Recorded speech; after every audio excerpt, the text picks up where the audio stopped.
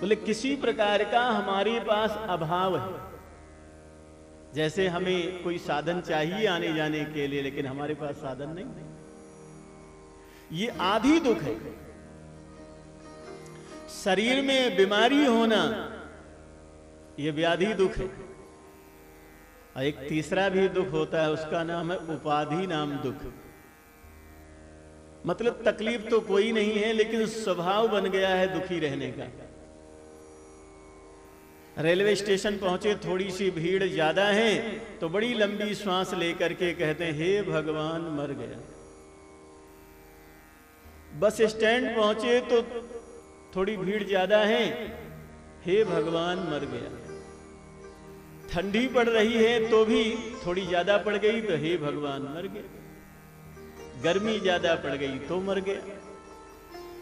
भोजन खाने में ज्यादा खा लिया तो भी मर गया, हे भगवान पता नहीं कैसे स्वाद ज्यादा आया, ज्यादा खा लिया मर गया।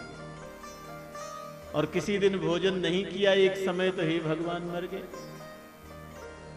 ये महाराज स्वभाव ही बन जाता है दुखी रहने का। उसको दूध जलेबी भी खिलाओ ना तो आंसू बहाते बहाते खाएगा, रोते रोते। अब हमारे भाग्य में यही है। तो कहते हैं जो आदि नाम दुख है उसका तो उपाय है, कभी उसकी जो कमियां हैं पूरी हो जाएंगी और सुखी हो जाएगा। व्याधि नाम जो दुख है उससे भी कभी छुटकारा मिल जाएगा। बीमारी हुई है, दवा खाएगा, स्वस्थ हो जाएगा। लेकिन ये जो उपाधि दुख है ना, दुख तो नहीं है लेकिन स्वभाव बन गया है दुखी रहने का, इसका तो कोई उपाय ही नहीं। लेकिन हमारे भगवान कैसे हैं? तापत्रय विनाशाय, उनकी शरण में आप चले जाओगे तो तीनों प्रकार के तापों का नाश हो जाएगा। अब बहुत ध्यान से इस बात को आप सुनना। प्रारब्ध में जो दुख लिखा है वो मिलता ही है। प्रारब्ध में जो सुख लिखा है वो भी मिलता है, और प्रारब्ध में जो दुख लिखा है वो भी मिलता है। संतों ने अपनी वाणियों में कहा, कर्म किए को भोग है,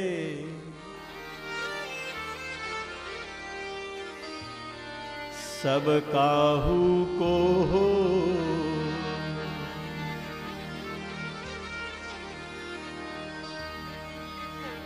ज्ञानी काटे ज्ञान से,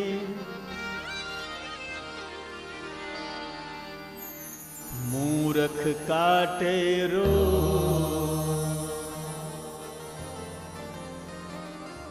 कोई व्यक्ति भोजन करता है, उसको बिल्कुल भोजन पचता नहीं। कर्म विभाग कहता है कि पिछले जन्मों में इसने राख में हवन किया है। स्वाहा तो देवताओं के नाम की लगाया, लेकिन राख थी, वहां आग थी ही नहीं। इसने तो जैसे तैसे निपटा दिया, और उसका दंड आज मिला कि इसको पाचन है ही नहीं।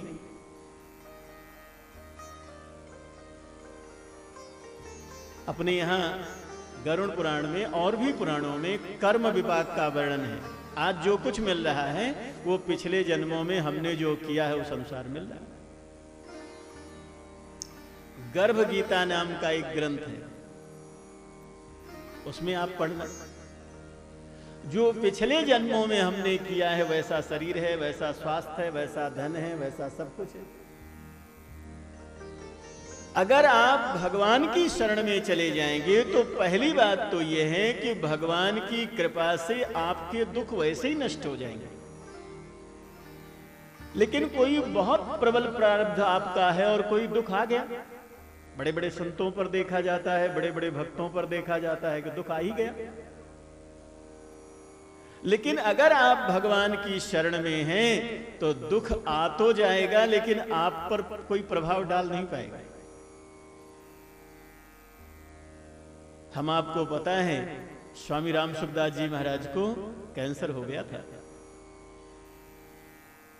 लेकिन आखिरी दिन तक भी उन्होंने सत्संग किया। पूज्यपाठ डोंगरी जी महाराज के गले में कैंसर हो गया था। चिकित्सकों ने कहा था कथा ही बंद कर दो। उन्होंने कहा कथा हमारी उपासना है, हम तो इसको चालू ही रखेंगे।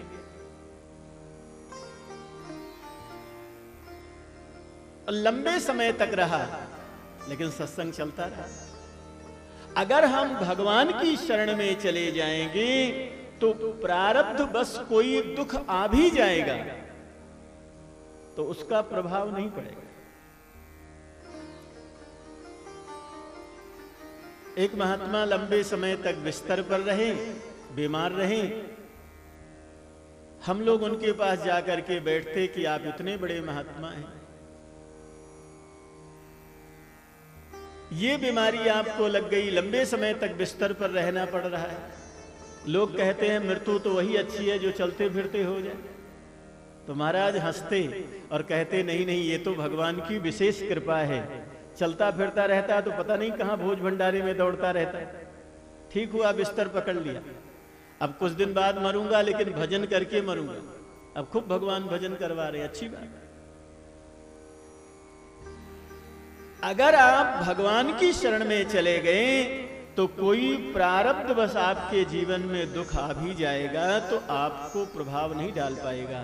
आप समझ जाएंगे कि हमारा प्रारब्ध है, इसको तो हमको ही भोगना पड़ेगा। हमारी प्रारब्ध को दूसरा कौन भोगेगा? कर्ज हमने लिया है तो चुकाएंगे हम। ऐसा तो नहीं कि पड़ोसी चुकाएगा और या पूरे गांव वाले चुकावें। हम अकेले क्यों चुकावें? अरे अकेले कर्ज लिया तो अकेले ही चुकाना पड़ेगा। कानपुर देहात में एक महात्मा को कुष्ठ रोग हो गया। एक परम पूज्य संत सुना रहे थे। उनके शिष्य बड़े बड़े भक्त थे। वो लोग कहते कि शहर में चलिए किसी डॉक्टर को दिखा देते। महाराज टालते रहे 12 वर्ष हो गए। एक दिन भक्तों ने कहा गुरुदेव आप चलते क्यों नहीं, ये गलित कुष्ठ है, पूरी शरीर को बिगाड़ रहा है। उन्होंने कहा चलो चलते हैं। साथ में शिष्यों के चले। बीच में गंगा जी आ रही थी। उन्होंने कहा गंगा नहा लेते हैं, और शिष्यों ने कहा नहा लो। तो महाराज ने गंगा जी में, श्री गंगा जी में गोता लगाया और निकले तो बिल्कुल कुष्ठ नहीं, शरीर बिल्कुल ठीक। शिष्यों ने कहा गुरुदेव भगवान की जय, गुरुदेव तो चमत्कार हो गया। गुरुजी ने कहा कोई चमत्कार नहीं हुआ, ये 12 वर्ष का मेरा प्रारब्ध था। दुनिया भर की गोली खाता तो भी 12 वर्ष ये रहता। हमको पता था प्रारब्ध पूरा हो गया, आज ये चला गया।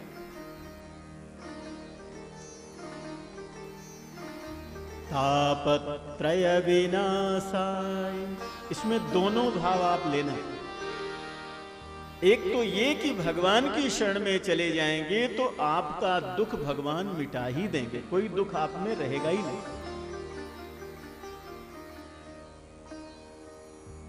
भाई अगर कर्मों का फल सबको भोगना ही पड़ता है, एक सज्जन पूछ रहे थे कि अगर अपने कर्मों का फल भोगना ही है तो भजन करने से क्या फायदा है? क्या भगवान हमारे कष्टों को मिटा सकते हैं? मैंने कहा बिल्कुल मिटा सकते हैं, क्यों नहीं मिटा सकते? भाई किसी को फांसी की सजा सुना दी गई, लेकिन राष्ट्रपति को यह पावर होती है कि वो चाहे तो जीवन दान दे दे। भले ही हमारे कर्म अच्छे न हुए हों पिछले जन्म में, आज बड़े बड़े कष्ट लिखे हुए हैं, लेकिन भगवान चाहे तो भगवान सब क्षमा कर सकते हैं। भगवान तो एक क्षण में ही सब क्षमा करके और अपने चरणों की प्राप्ति करवा देते। श्री कृष्णाय वयं नमः। श्री कृष्णाय का मतलब राधा कृष्णाय वयं नमः। श्री मतलब राधा रानी, भगवान राधा कृष्ण की हम सब वंदना कर रहे हैं। दूसरे मंत्र में भागवत के जो प्रतिपाद्य वक्ता हैं उनको वंदन किया है। हम लोग सुनेंगे, लेकिन बीच में 2 मिनट का एक संकीर्तन भाव से करें।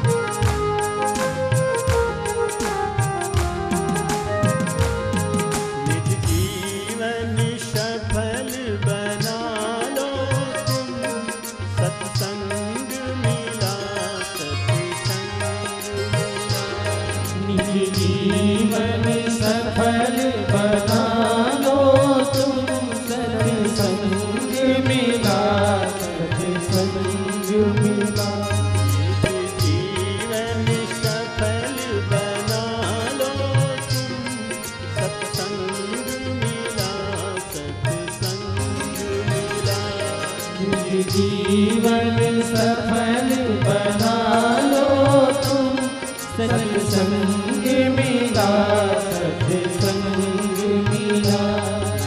कृष्ण कथा सुन मनन करो, यह अवसर है अनमोल मिला।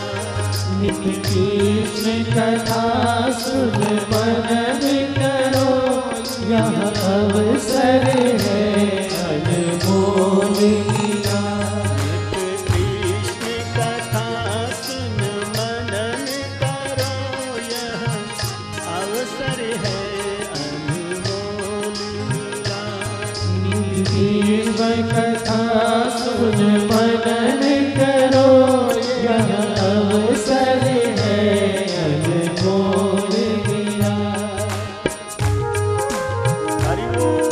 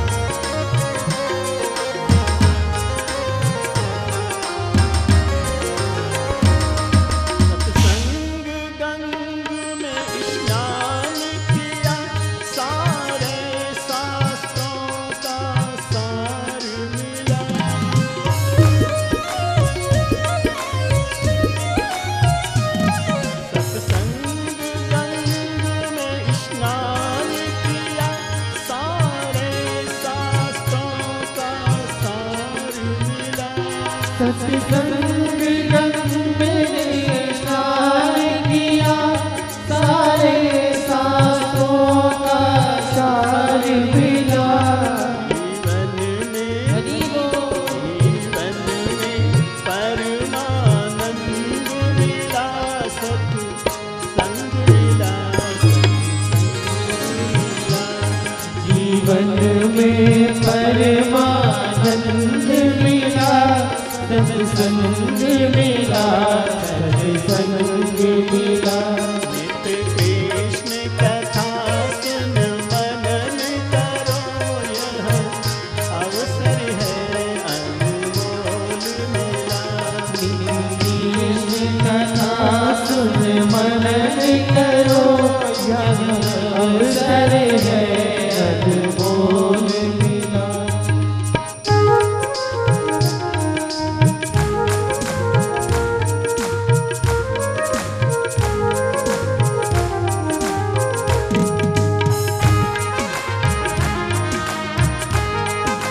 हरि बोल।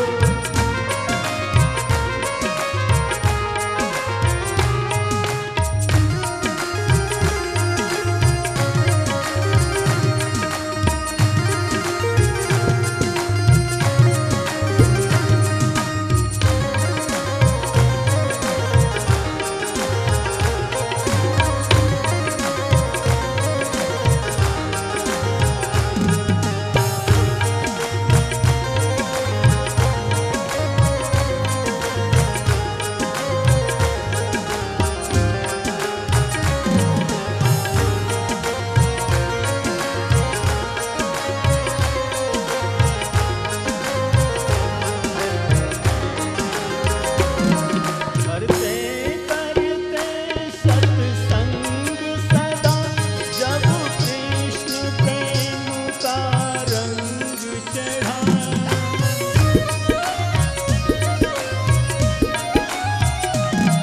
करते करते सत्संग सदा, जब कृष्ण प्रेम का रंग चढ़ा। करते करते सत्संग सदा, जब कृष्ण प्रेम का रंग चढ़ा। अब सारा जय हो। अब सारा मन का मैल मिटा, सत्संग मिला, सत्संग मिला। अब सारा मन का मैल मिटा, सत्संग मिला, सत्संग मिला। जीवन सफल बना लो तुम, सत्संग मिला, सत्संग मिला। जीवन सफल बना लो तुम, सत्संग मिला, सत्संग मिला।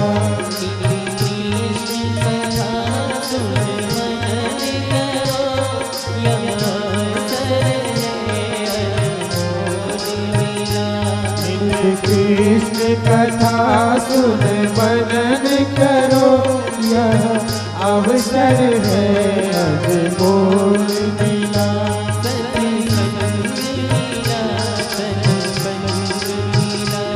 सत्संग मिला, सत्संग मिला।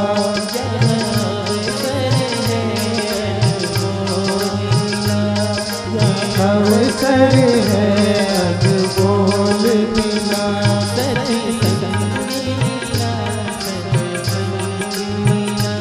सत्संग मिला, सत्संग मिला।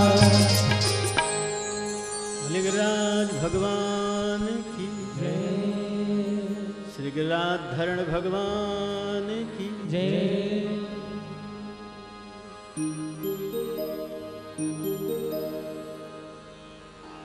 कुछ सूचना है, महाराज श्री पधार रहे हैं। सूचना हम लोग श्रवण करेंगे, इसके बाद आगे फिर कथा सुनेंगे। बोलिए पुष्कराज महाराज की, बोलो गिरिराज महाराज की, भागवत भगवान की। धर्म प्रेमी सज्जनों, माता और बहनों, दिव्य मुरारी बापू धाम सेवा ट्रस्ट गन्हेरा पुष्कर जिला अजमेर के तत्वाधान में तीर्थाटन आयोजन समिति के द्वारा प्रति वर्ष तीर्थ धाम में कथा का आनंद लाभ प्राप्त ये 14 वर्षों से हम लोग कर रहे हैं। इस वर्ष 2017 गिरिराज जी महाराज की कृपा से जो भव्य आयोजन आप लोगों के समीप जो आज दर्शन किए, जो गिरिराज महाराज जी के चरण से हम लोग पूजन अभिषेक अर्चना करके हम लोग श्रीमद् भागवत का जो आनंद स्वरूप बापू के मुख से प्राप्त कर रहे हैं। तीर्थाटन आयोजन समिति की दिव्य मुरारी बापू धाम सेवा ट्रस्ट की योजना संत सेवा, गौ सेवा, ब्राह्मण सेवा, अनक्षेत्र, इस आयोजन की और इस संस्था की लक्ष्य है आज से नहीं वर्षों से हो रही है। आज की कथा में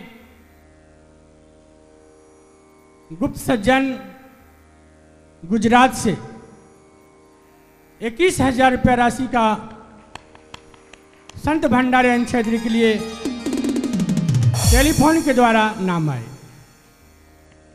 मैंने कहा नाम बता दीजिए। कहा नहीं मैं आनंद से बोल रहा हूँ। तो कहा आनंद क्या है? कि आनंद जिला है गुजरात में और आनंद से बोल रहा हूँ। देखिए इसमें बड़ा सुंदर शब्द है, मैं आनंद से बोल रहा हूँ और आनंद से बोल रहा हूँ।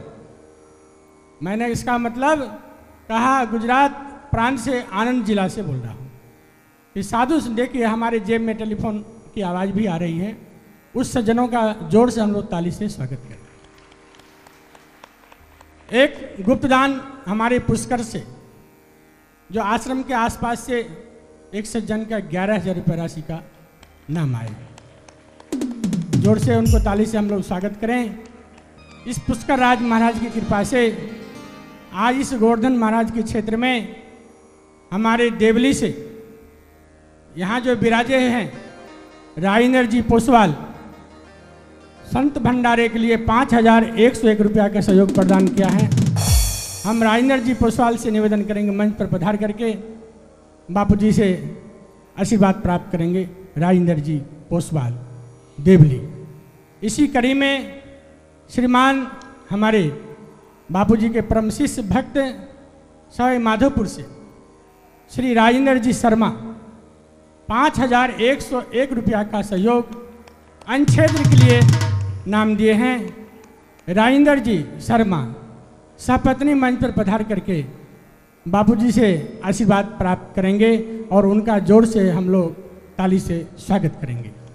इसी कड़ी में देवेंद्र जी देव कंप्यूटर मोतियाबाई देवली से 5,101 रुपया का सहयोग पुष्कर साधु संत सेवा अंक्षेत्र के लिए ये भेंट राशि प्राप्त हुआ है। जोर से उनका हम लोग ताली से स्वागत अभिनंदन करेंगे। उस सज्जन से निवेदन करेंगे यहाँ गोवर्धन जी में बैठ करके 25,000 रुपया राशि दे करके भागवत का जजमान का लाभ भी प्राप्त किया है। और राजेंद्र जी भी, पुष्पाल जी भी और हमारे देव कंप्यूटर देवेंद्र जी भी तो मंच पर आकर के साधु संतों के क्षेत्र में सेवा का लाभ उठा रहे हैं।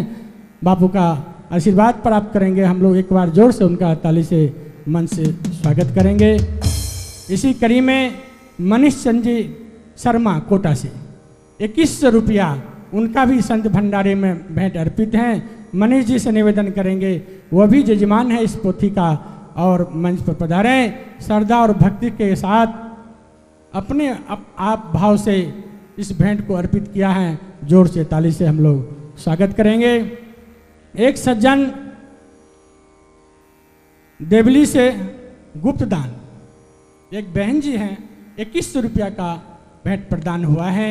इनका भी जोर से हम लोग ताली से स्वागत करेंगे। मनीष जी एक भागवत जो 151 भागवत हैं उसमें जजमान भी हैं और संत भंडारे के लिए 2100 रुपया पुष्कर के लिए भेंट प्राप्त हुआ है। जोर से हम लोग उनका ताली से अभिनंदन, ताली से स्वागत करेंगे। वैसे 151 जजमान, 100 परिवार, मुख्य जजमान, सह जजमान हमारे सारे उपस्थित हैं, सबका हार्दिक स्वागत, अभिनंदन, जोर से एक बार ताली से हम लोग स्वागत करेंगे। दिव्य मुरारी बापू धाम सेवा ट्रस्ट के तत्वाधान में प्रति वर्ष तीर्थाटन आयोजन समिति के देखरेख में ये कथाएं इस वर्ष गोवर्धन जी महाराज के छत्र छाया में हो रही हैं। हम आशा करते हैं और आशा है भी, आज इंद्र भगवान भी गिरिराज महाराज को देखते जाते और आते और बरसात की झड़ी लगा दी और ऊपर से आनंद की वर्षा हुई। हमारे बिशन जी मोयल साहब, मैं नाम जानता हूँ सिरोही से, बिशन जी मोयल साहब 11,000 रुपये का सहयोग अन्य क्षेत्र में इनका है और सहपत्नी मंच पर आकर के बापू से आशीर्वाद प्राप्त करेंगे। सिरोही से बिशन जी मोयल साहब मंच पर सहपत्नी उपस्थित हो रहे हैं। राजेंद्र जी पोसवाल जी सहपत्नी उपस्थित हो रहे हैं, जो साधु संतों की भेंट सेवा में ये सहयोग प्राप्त हुआ है। हमारे दौसा जिला लालसोट से देवकी नंदन जी भिवाल, आशा भिवाल 5,101 रुपया साधु संत के भंडारे में सहयोग भेंट ने दिया है, उनका भी जोर से हम लोग ताली से स्वागत करेंगे। जो इस आयोजन में एक पोथी का, एक भागवत का ये जजमान भी हैं, सहपत्नी मंच पर पधार करके बापूजी से आशीर्वाद प्राप्त करेंगे। हम समिति हमारे पपड़ी ईंट उद्योग कमरीलाल जी देवली से 5,101 रुपया का सहयोग इनके द्वारा प्राप्त हो रहा है, मंच पर पधार रहे हैं।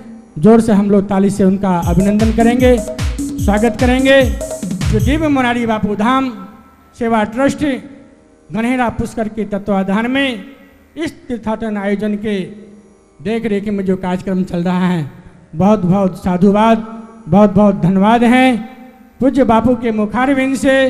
ये कार्यक्रम तो हम आशा करते हैं दिव्य मुरारी बापू धाम सेवा ट्रस्ट हमारे लालसोट मंडी श्री जगदीश जी अग्रवाल साहब हमारे मंडी के अध्यक्ष वर्तमान में हैं और पहले भी अध्यक्ष रह चुके हैं। इनके द्वारा साधु संत के भोज भंडारे में 11,000 रुपये का सहयोग लालसोट से भेंट राशि प्राप्त हो रहा है। सहपत्नी से निवेदन करेंगे, मंच पर पधार करके पूज्य बापू से आशीर्वाद प्राप्त करेंगे। देखिए, लालसोट के पावन धरा पर बापूजी का प्रति वर्ष कथा हो रही है और रामकृष्ण सत्संग भवन दिव्य मुरारी बापू धाम सेवा ट्रस्ट दिव्य सत्संग मंडल लालसोट के तत्वाधान में वहाँ विशाल भवन भी बना है, वहाँ प्रति वर्ष कथा होती है। कहाँ? पिछले वर्ष हमारे दिव्य सत्संग मंडल जो हमारे मुख्य यजमान हैं उस मंडल का अध्यक्ष हैं और ये वहाँ भव चतुर्मास 81 दिन की 11 पुराण के साथ हुआ और इसी आशा में हमारे दिव्य सत्संग मंडल लालसोट के भक्त लोग का भी मन मचल रहा है कि इस वर्ष हम बापूजी का चतुर्मास लालसोट में विचार कर रहे हैं कि होगा। तो हमारे अध्यक्ष साहब जो जगदीश जी बहुत बापूजी के परम सेवक हैं, मंच पर आकर के आशीर्वाद प्राप्त किए और 11,000 रुपया साधु संत के भंडारे में भेंट अर्पित किया है। बहुत बहुत धन्यवाद हैं। अब हम बापूजी से निवेदन करेंगे, अपना वाणी गिरिराज महाराज को अर्पण करेंगे। जय श्री राम, जय श्री राम। भोले गिरिराज भगवान की। यम प्रव्रजन्तमनुपेतमपेत्य कृत्यम्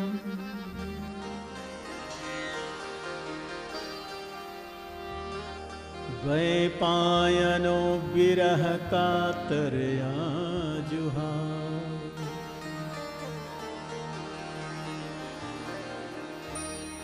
पुत्रेति तन्मयतया तरवोऽभिनेदुः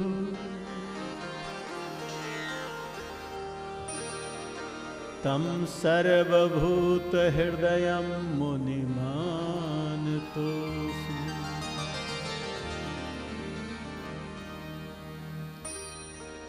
जो श्री सुखदेव जी महाराज जन्म लेते ही पारिव्राजक सन्यास ग्रहण करके जंगल चले गए।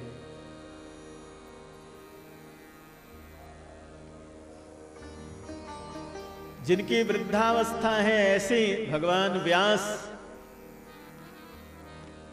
पुत्र रुक जाओ, पुत्र रुक जाओ पुकार रहे हैं। सुखदेव जी महाराज की तरफ से वृक्षों ने उत्तर दिया, व्यास जी ये जगत कल्याण के लिए जा रहा है, जाने दो। भगवान व्यास ने कहा अभी इसका कोई संस्कार नहीं हुआ, अभी तो इसका जन्म ही हुआ है, ये पढ़ा लिखा नहीं, ये संसार का क्या भला करेगा।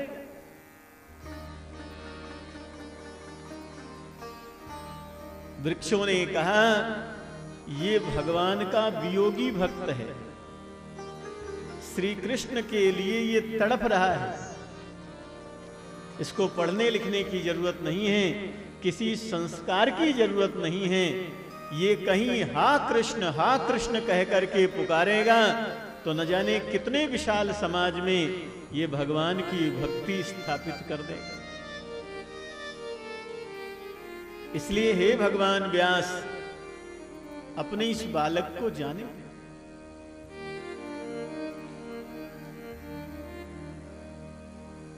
वृक्षों ने कहा हमारे यहां फल के रूप में न जाने कितनी संतान का जन्म होता है, लेकिन हम सब समाज को सौंप देते हैं, अपने पास एक भी नहीं रखते। आपका ये बालक जगत मंगल के लिए जा रहा है, संतान का जन्म अपने लिए नहीं होता है, जगत मंगल के लिए होता है। ये जगत मंगल के लिए जा रहा है, इसलिए जाने दो, इसको रोको मत। व्यास जी कह रहे हैं ऐसे सुख मुनि को प्रणाम। नैमिषारण्य की पावन भूमि है, शौनकादि 88,000 ऋषि विराजमान हैं और पुराणाचार्य श्री सूत जी महाराज व्यासासन पर विराजमान हैं। बड़े ध्यान से व्यास जी के शब्दों में सुनो।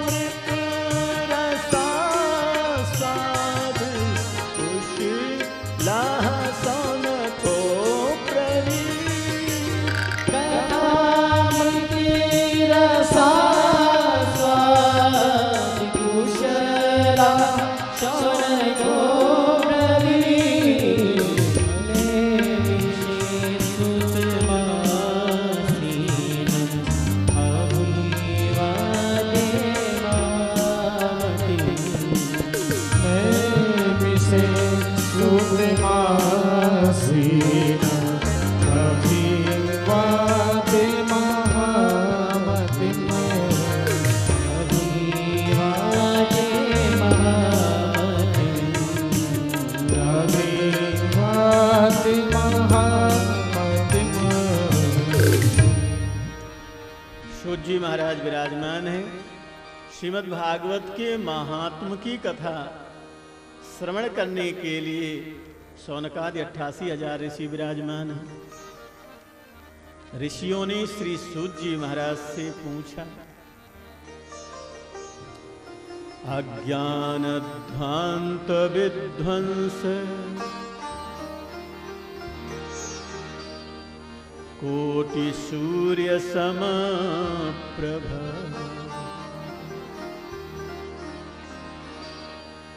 सूताख्याहि कथा सारम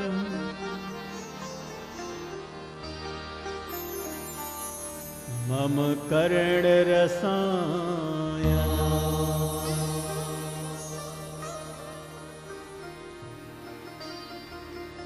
भक्ति ज्ञान विरागाप्तुम विवेको वर्धते महा,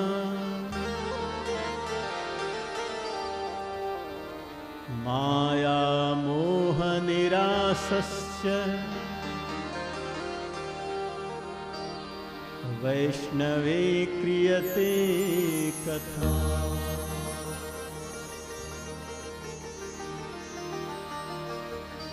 इह घोरे कलौ प्रायौ जीवास्य सुरतांगता,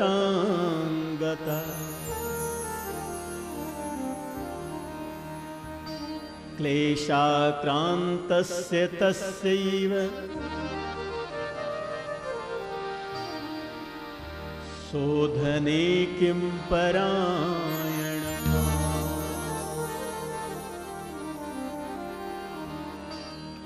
श्रेयसां यद्भवे श्रेयः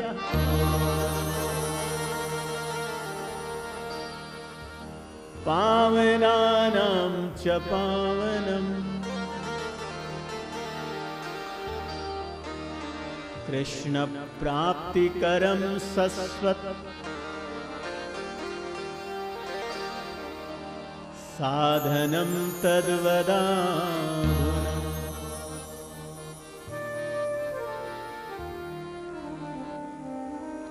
चिन्तामणिर्लोकसुखम्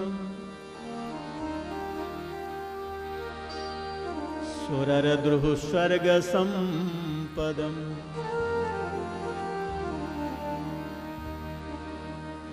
प्रयक्षति गुरुः प्रीतो वैकुंठम योगी दुर्लभम्।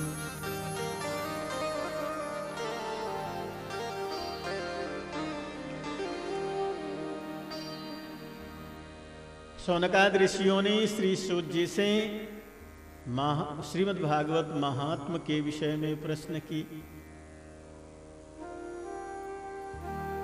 श्री सूत जी महाराज कहते हैं, श्रीमद् भागवत जी का महात्म हम आपको ऋषियों अवश्य सुनाएंगे। क्यों सुनाएंगे? कह रहे आप लोगों को श्री भागवत जी के प्रति प्रेम है,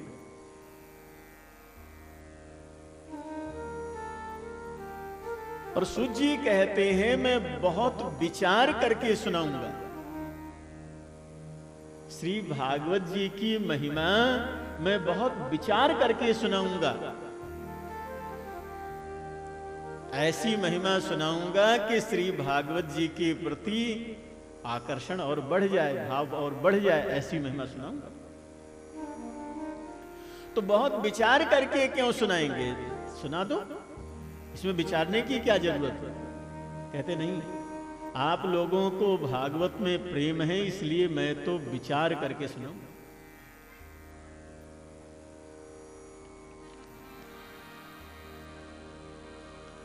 कैसी कथा होगी? तो कह रहे हैं जो सारे सिद्धांतों से निष्पन्न होगी। अब भागवत की महिमा प्रारंभ हो गई, ध्यान से सुनना। भागवत की कथा ऐसी कथा है कि सारे सिद्धांतों से निष्पन्न है।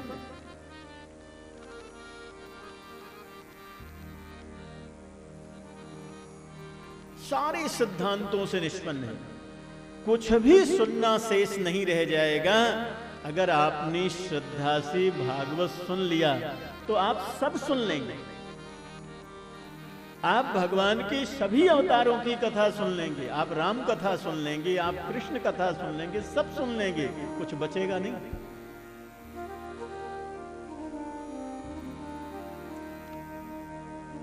और ये कथा कैसी होगी? तो कहते भागवत की कथा ऐसी है कि आपकी भक्ति को बढ़ाने वाली कथा है। आप जितने भगत हैं भगवान के, उससे भी ज्यादा बड़े भक्त हो जाएंगे। और ये भागवत की कथा कैसी है? बोले इससे तो भगवान संतुष्ट हो जाते हैं। भागवत से भगवान संतुष्ट हो जाते हैं, भगवान प्रसन्न हो जाते हैं।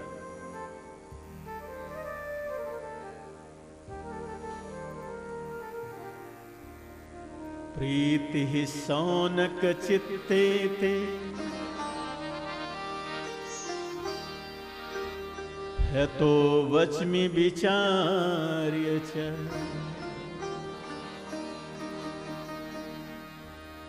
सर्व सिद्धांत निष्पन्नम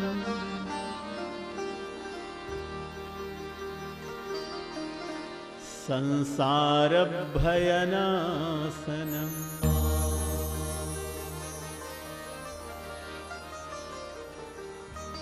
भक्त योग वर्धनम यच्च कृष्ण संतोष हेतुकम तदहं ते भिधास्यामि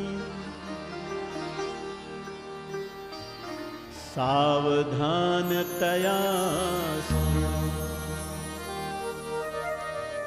ये भागवत जी की महिमा की बड़ी बड़ी बातें हैं, ध्यान से सुनना।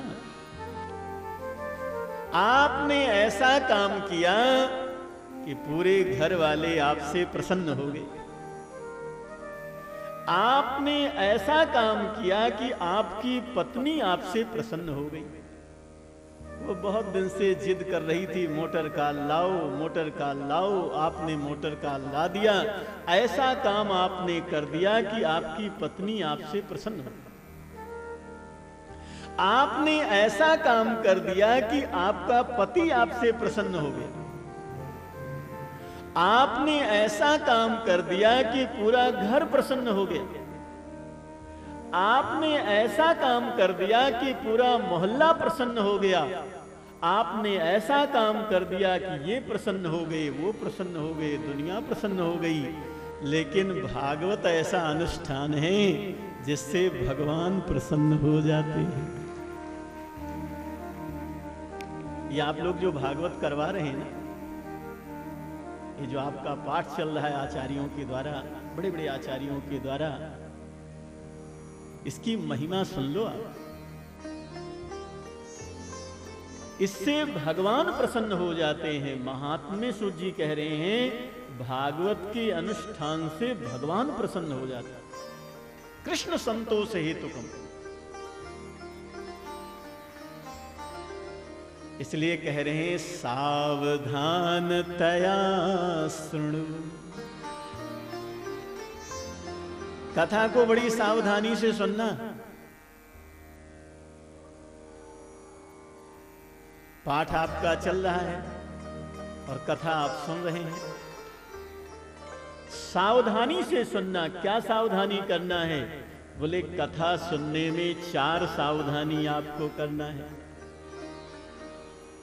आज तो महात्म दिवस है, भागवत तो कल से शुरू होगी। आज ही हम बता दे रहे हैं 4 सावधानी आपको करना है, और आज भी रखना, कल से तो ध्यान करके रखना। 4 सावधानी क्या है? विश्वासो गुरुवाक्येषु। पहली, जो कुछ आप भागवत में सुनेंगे, भागवत के जो मंत्र आप सुनेंगे, उस पर विश्वास। कहीं भी आपके मन में संदेह नहीं होना चाहिए, कहीं जरा सा भी भ्रम नहीं होना चाहिए। धर्म शास्त्र के शब्दों पर ऐसा विश्वास रखना चाहिए जैसे आपने आंखों से प्रत्यक्ष देखा है, ऐसा विश्वास। जैसे यहां अनुष्ठान चल रहा है, आपने आंख से देख लिया और आप दान घाटी जाएं और कहें कि वहां अनुष्ठान चल रहा है, और कोई कहे कि नहीं चल रहा है, आप नहीं मानेंगे, कहेंगे साहब हमने अपनी आंख से देखा।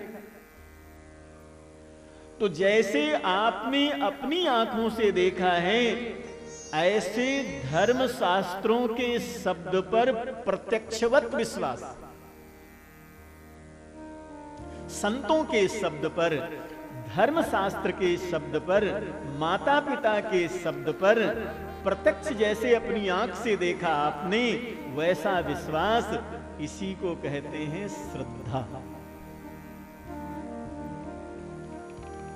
तो पहली बात ये कह रहे हैं, सावधानी, ऐसे मत सुनना कि ऐसे लिखा है सुन लिया, ऐसे नहीं सुनना।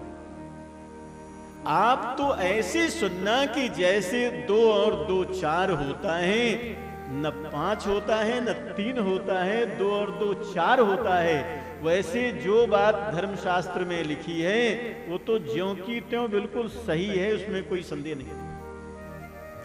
ये पहली सावधानी। दूसरा, अपने अंदर दीनता लाना। भक्ति माता का आसन जो है ना, वो दीनता है। दीनता के आसन पर विराजमान होती है। ऐसी भावना करना कि हमको तो कुछ भी नहीं आता है, विज्ञ बन करके भागवत नहीं सुनना चाहिए, अज्ञ बन करके हमको कुछ नहीं आता। अब आप सोचो, कहीं भी कथा होती है तो वहां श्री हनुमान जी महाराज विराजते हैं। मंत्र में हम आप नित्य पाठ करते हैं, यत्र यत्र रघुनाथ कीर्तनम तत्र तत्र कृतिमस्तिकांजलि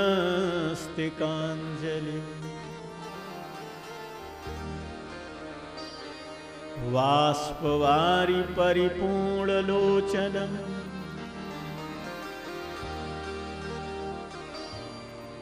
मारुतिं नमत राक्षसान्तकम्।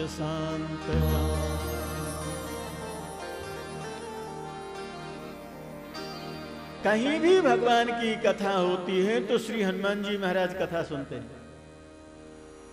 कोई वक्ता में ऐसी सामर्थ्य है कि जो हनुमान जी को कथा सुना दे? ज्ञानी नाम अग्रगण्यम है, ज्ञानियों की श्रृंखला में सबसे पहले नंबर पर श्री हनुमान जी महाराज हैं।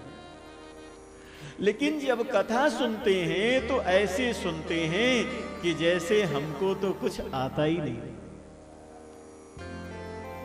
सुनने के लिए ऐसे ही सुनना पड़ता है।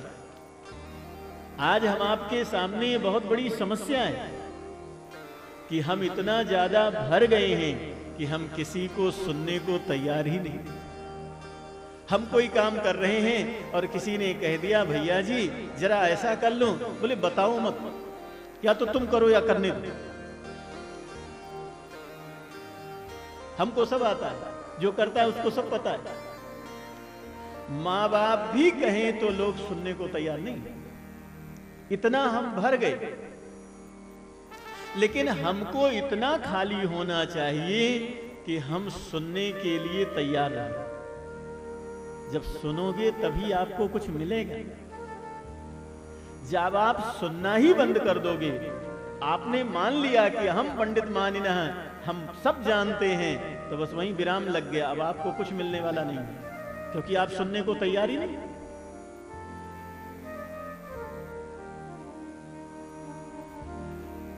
आपने कितना ही सुंदर पान खा रखा है, लेकिन दूध पीना है तो मुंह खाली करना पड़ेगा कि नहीं? गिलास में पहले से पानी भरा हुआ है और आपको दूध भरना है तो गिलास खाली करना पड़ेगा कि नहीं? ऐसे ही जब हम बड़ों के पास बैठें, माता पिता के पास बैठें, साधु संत के पास बैठें, कथा भागवत में बैठें तो कान को खुला रखें और मुख को बिल्कुल बंद रखें। कान को खुला रख करके एक एक बात को ध्यान से सुनना चाहिए। कुछ मिल जाएगा आपको, हर जगह मिलेगा। और न जाने क्या मिल जाए आपके जीवन में, क्या परिवर्तन, कौन सा शब्द आपको लग जाए और आपके जीवन में परिवर्तन आ जाए, कोई पता नहीं।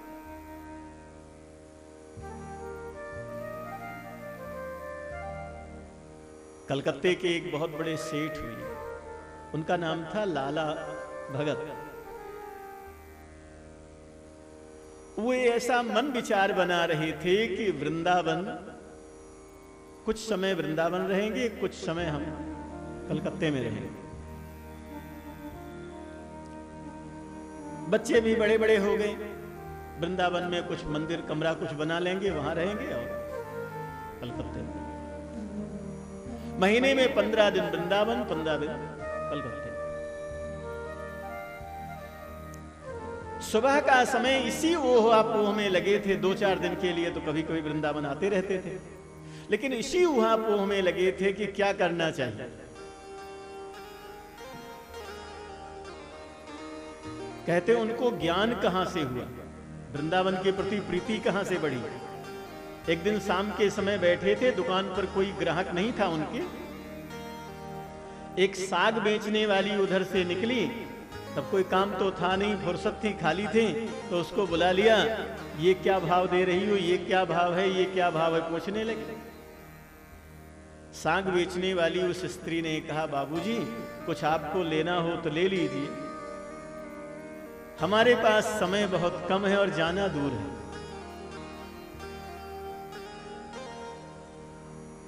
वो तो ये कह करके चली गई, लेकिन सेठ जी मन में सोचने लगे समय बहुत कम है और जाना बहुत दूर है। जीवन के 60-70 वर्ष तो बीत ही गए, समय तो वास्तव में थोड़ा बहुत कम है और यात्रा बहुत बड़ी है। भगवान को पाना है। मानव जीवन की सार्थकता भगवत प्राप्ति में, काम ज्यादा है, समय कम है। अब तो फैसला करने लगे कि आधा समय वृंदावन, आधा समय घर पर रहेंगे। वृंदावन में भजन करेंगे, घर भी आएंगे तो भजन करेंगे। रात्रि भर यही विचार चलता रहा। सुबह के समय घर से बाहर निकल करके रास्ते पर इसी ऊहापोह में घूम रहे थे कि क्या करना चाहिए। तब तक एक झाड़ू लगाने वाला आया और उसने कहा, बाबूजी एक तरफ हो जाइए। सेठ जी एक तरफ हो गए, लेकिन मन में सोचने लगे ये कुछ कह करके हमसे चला गया। या तो घर की तरफ ही हो जाइए और या तो वृंदावन की तरफ ही हो जाइए। एक तरफ हो जाइए, दोनों तरफ में कुछ भी मिलने वाला नहीं है। दुविधा में दोनों गया, न माया मिली न राम। उनको ज्ञान हो गया और वो सीधे वृंदावन धाम पधारे। लाला भगत का मंदिर आज भी वृंदावन में है। वृंदावन में विशाल मंदिर बनवाया।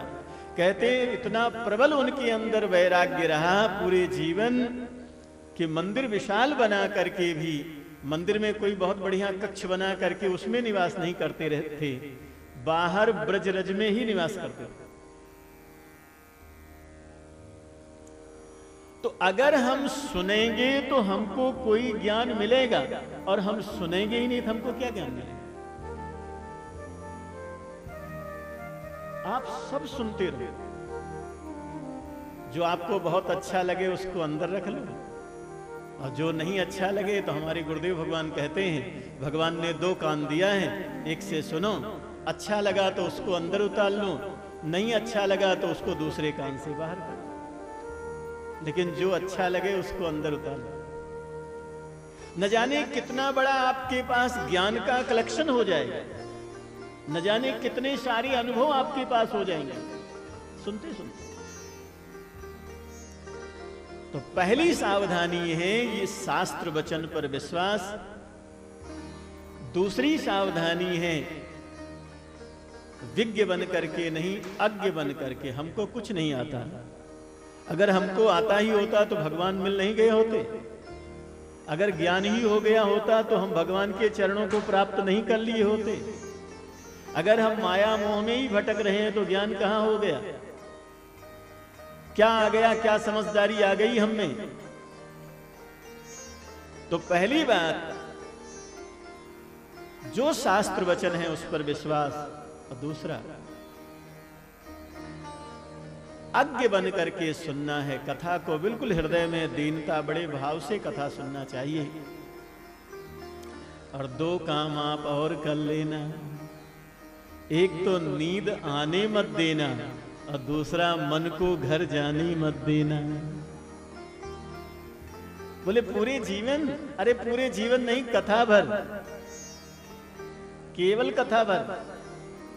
डॉक्टर ने कहा मरीज से दही मत खाना। बोले साहब कभी नहीं खाना। बोले कभी तो खाना, लेकिन अभी जब तक गोली खाना तब तक दवा मत खाना, दही मत खाना। जब तक हम भजन पूजा पाठ कर रहे हों, गिरिराज बाबा का दर्शन कर रहे हों, भागवत श्रवण कर रहे हैं, अनुष्ठान कर रहे हैं, तब तक इन चारों बातों का ध्यान रखना। ये भगवान व्यास स्वयं कह रहे हैं, सावधानतया शृणु। और संतों को आप संतों के पास जब बैठो तब तो महाराज बड़े ध्यान से सुनो। अनुभवी लोगों के पास बैठो तो एक एक शब्द पियो, बड़े ध्यान से सुनो।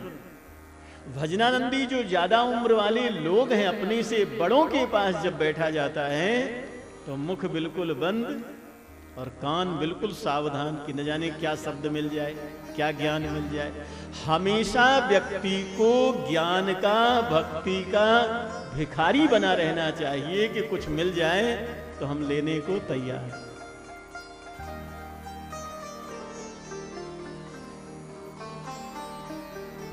काल व्याल मुखग्रास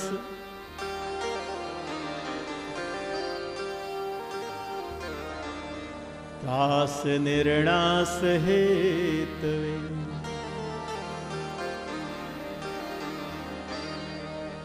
श्रीमद्भागवतम शास्त्रम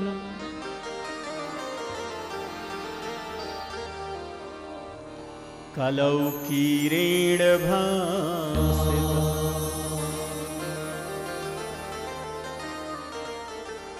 एतस्मात् परं किंचिन्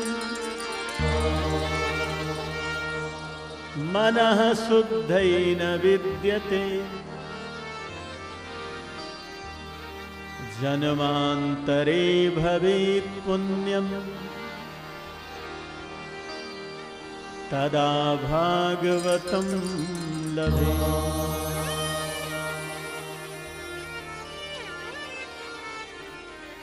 श्री सूत जी महाराज कहते हैं, कई जन्मों का जब पुण्य उदय होता है तो भागवत सुनने को मिलती है।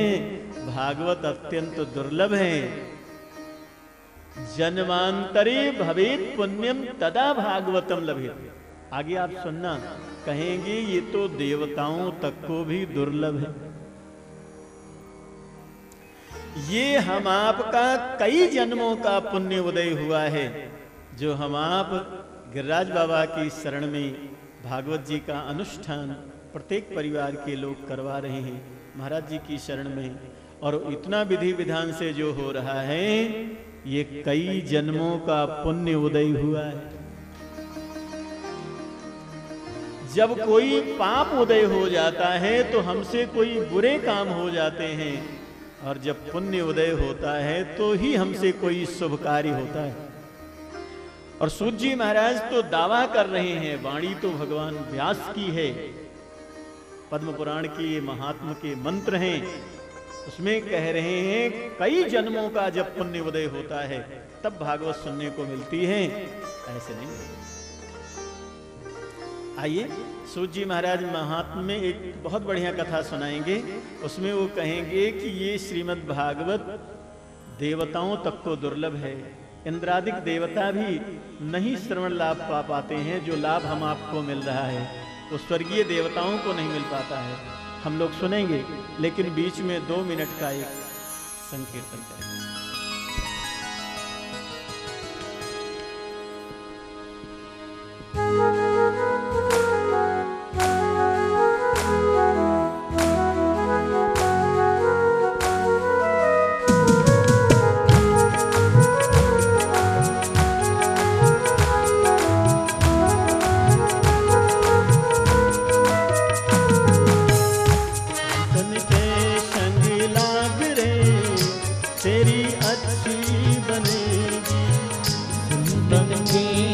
लागे तेरी अच्छी बनेगी। संतन के संग लाग रे तेरी अच्छी बनेगी। संतन के संग लाग रे तेरी अच्छी बनेगी। अच्छी बनेगी तेरी बिगड़ी बनेगी। अच्छी बनेगी तेरी बिगड़ी बनेगी। अच्छी बनेगी तेरी बिगड़ी बनेगी। अच्छी बनेगी तेरी बिगड़ी बनेगी। ओए तेरो बड़ी भाग रे तेरी अच्छी बनेगी। होए तेरो बड़े भाग रे तेरी अच्छी बनेगी। संतन के संग लाग रे तेरी अच्छी बनेगी। संतन के संग लाग रे तेरी अच्छी बनेगी।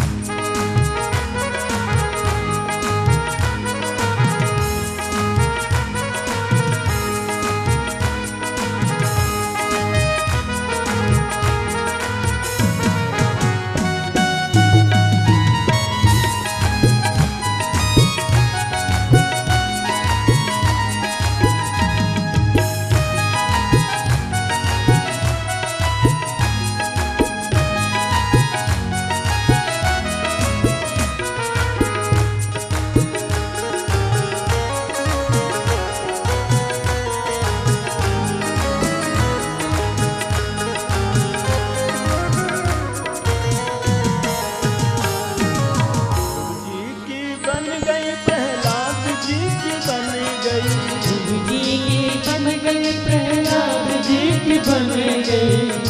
जी की बन गई प्रहलाद जी की बन गई।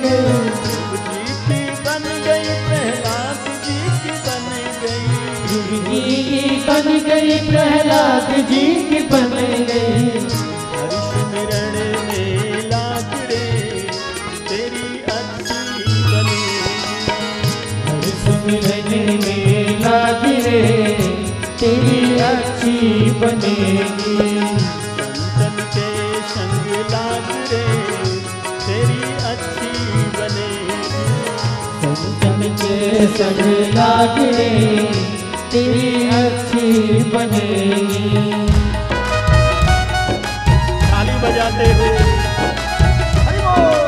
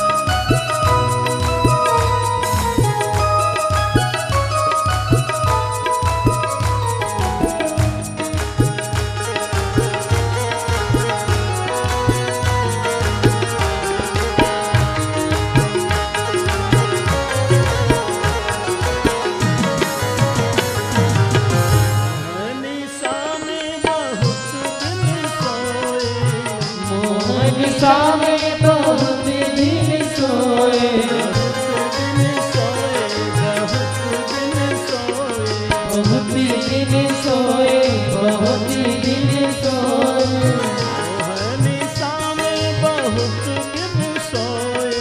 मोहनी सा में बहुत दिन सोए।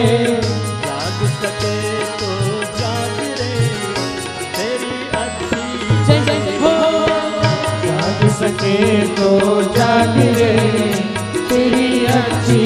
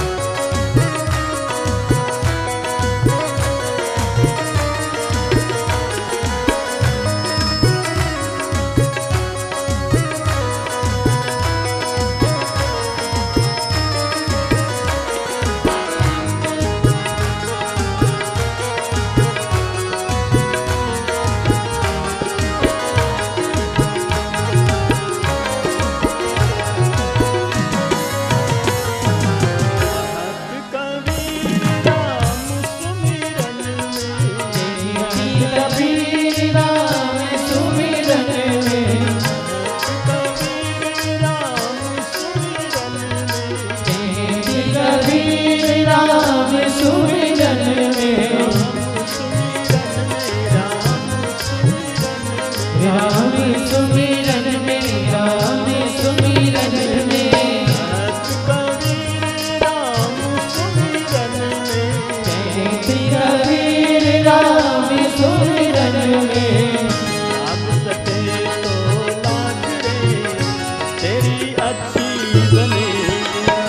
लाग सके तो लाग रे तेरी अच्छी बनेगी।